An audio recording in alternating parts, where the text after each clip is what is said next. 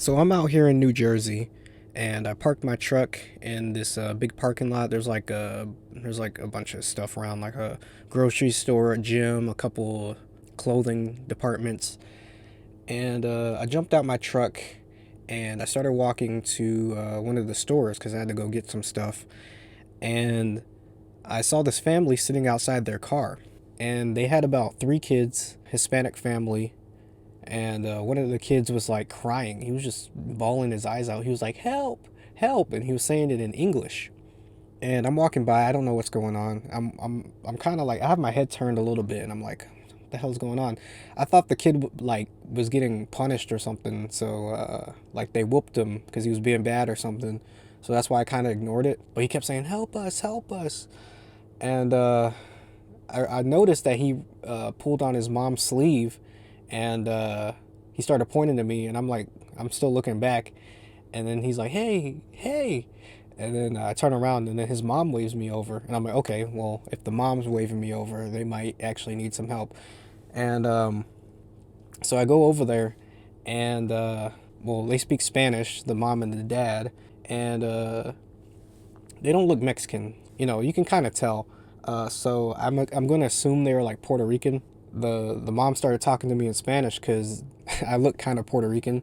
So I guess that's why they waved me down. So the mom starts talking in Spanish, and then their daughter, she's translating for her mom, and she's speaking to me in English. And she tells me that they locked their keys in the car. And I was like, "Oh, okay, you locked your keys in the car," and they locked them in the trunk, and they're trying to figure out a way how to get into the car, and that's why the kid was crying and freaking out. I was like, "Okay, have you guys do you guys have like AAA?" And the little girl translates, and the mom is like, "No, we don't have AAA," and blah blah blah. And then I was like, "Have you called the cops? The cops can open it up for you." The mom says, she's like, "Oh, we didn't try calling the cops. I don't know if they do that." And I was like, "Yeah, they do that. I've had my car, I've locked my keys in my car before, and the cops helped me." So yeah, this happened to me when I was like 16, 17. I'll make this brief.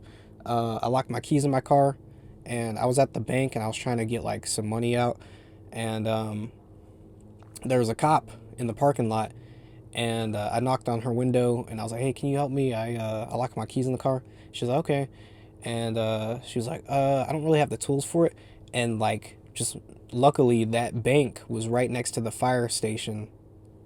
So she walked over to the fire station. She asked one of the firemen to open up my door, and that's kind of how that happened. So that's how I knew.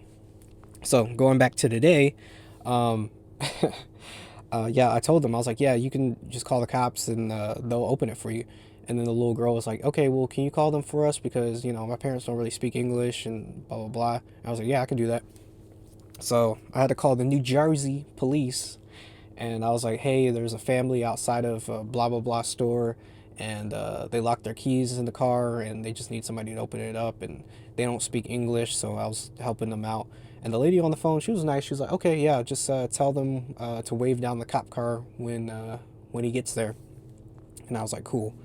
So I was like, "All right, guys, they're coming," and then they were like, "Oh, thank you, thank you, thank you, gracias, gracias," and I went in the store, and I got what I needed to get, and as I walk out, I see the cop there, and I see they brought like a Hispanic cop too to like translate, and I was like, "Okay, they're in good hands." So I went into another store, got some stuff there, and I walked back out, and I saw the family still sitting there, and I was like, I walked up to them, and I was like, "You guys good? You guys, everything's all right?" They were able to get it for you because the cop car was gone by then. It was just them still standing out there. The dad was like, "Oh yeah, yeah, they went to go get a locksmith," but he said that in Spanish to me, and I kind of understood what he was saying, and he was like, "Thank you, Poppy, thank you."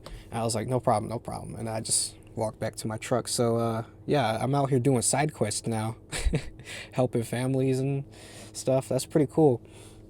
And and the thing is, like, it feels like my life is a little more interesting now that I'm traveling. Like, I hope this isn't just a thing that happens in the beginning of my traveling.